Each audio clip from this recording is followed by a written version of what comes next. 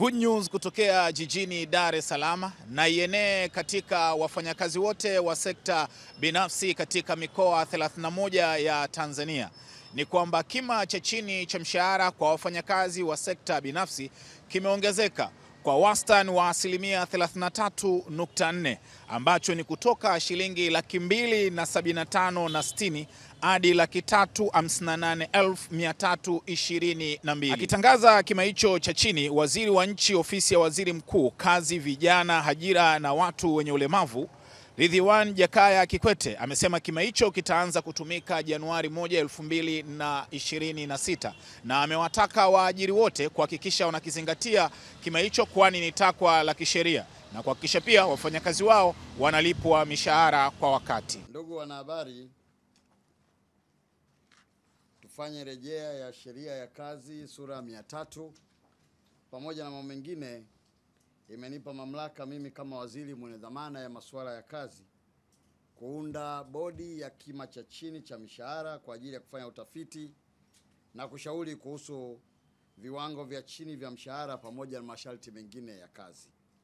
Itakumbukwa kuwa mnamo tarehe 25 Novemba mwaka 2022 aliyekuwa waziri mwenye dhamana ya kazi wakati huo alitangaza kima cha chini cha mshahara kwa sekta binafsi kupitia gazeti la serikali yenye namba 687. Aidha, kwa mujibu wa sheria tajwa, amri hiyo itamaliza muda wake ifikapo mwaka Disemba 2025. Naomba nieleze kidogo hapo. Sheria inataka kila baada ya miaka mitatu kufanywa review ya kima cha chini cha mshahara. Na nimeeleza hivyo kwa sababu nataka niwakumbusheni kwamba mara ya mwisho tangazo lilitolewa mwaka 2022 na leo hii mwaka 2025 tangazo hilo limefika mwisho.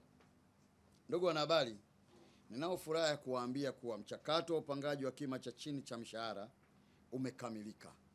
Na kwa kuzingatia mamlaka niliyopewa chini ya kifungu cha 39 kifungu kidogo cha kwanza cha sheria tajwa, leo ninatangaza amri ya kima cha chini cha mshahara ambacho ilitangazwa tarehe 13 Oktoba mwaka 2025 kupitia gazeti la serikali namba 605A.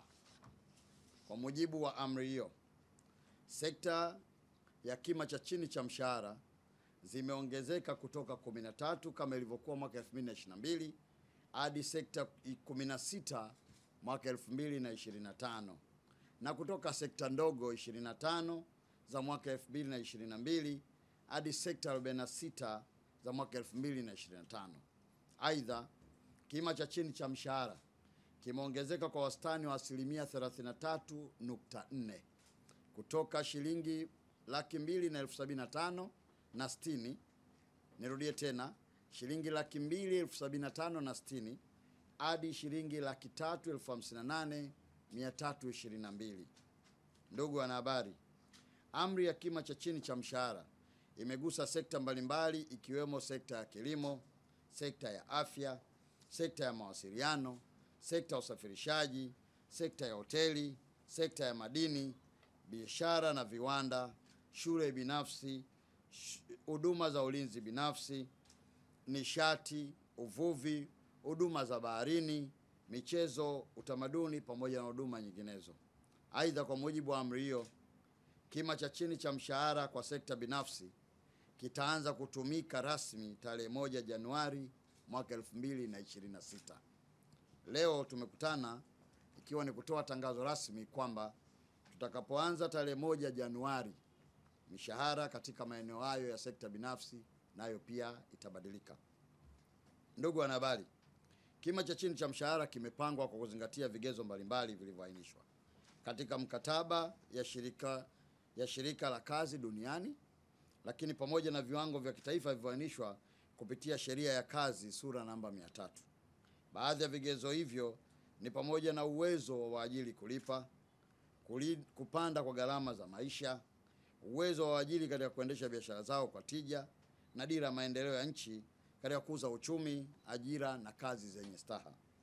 Nitoe rai kwa waajiri wote wa sekta binafsi kuendelea kuzingatia na kutekeleza kima hiki kipya cha mshahara, kwa kuwa hili ni takwa la kisheria.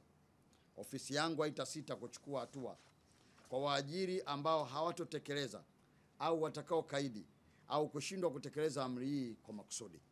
Aidha, ofisi yangu itaendelea kufuatilia kwa karibu utekelezaji wa amri hii, lakini pia tutaendelea kutoa elimu kwa waajiri na wafanyakazi pamoja na kufanya tathmini ya mara kwa mara ili kuhakikisha utekelezaji wake unafanyika kikamilifu.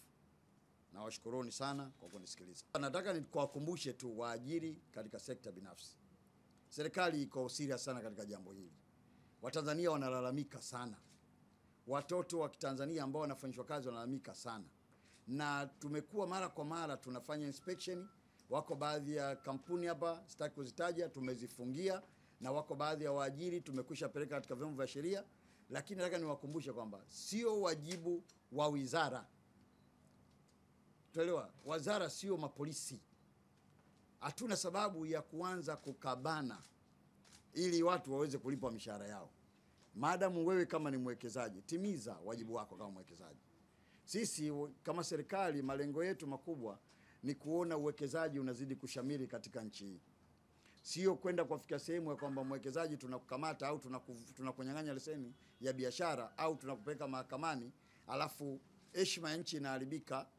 Heshima yako inaharibika kwa sababu tu wewe umeshindwa kulipa hizo NSSF au hayo marupurupu mengine ambayo yameelekezwa kisheria. Nitoe wito kwa waajiri hasa wa sekta binafsi.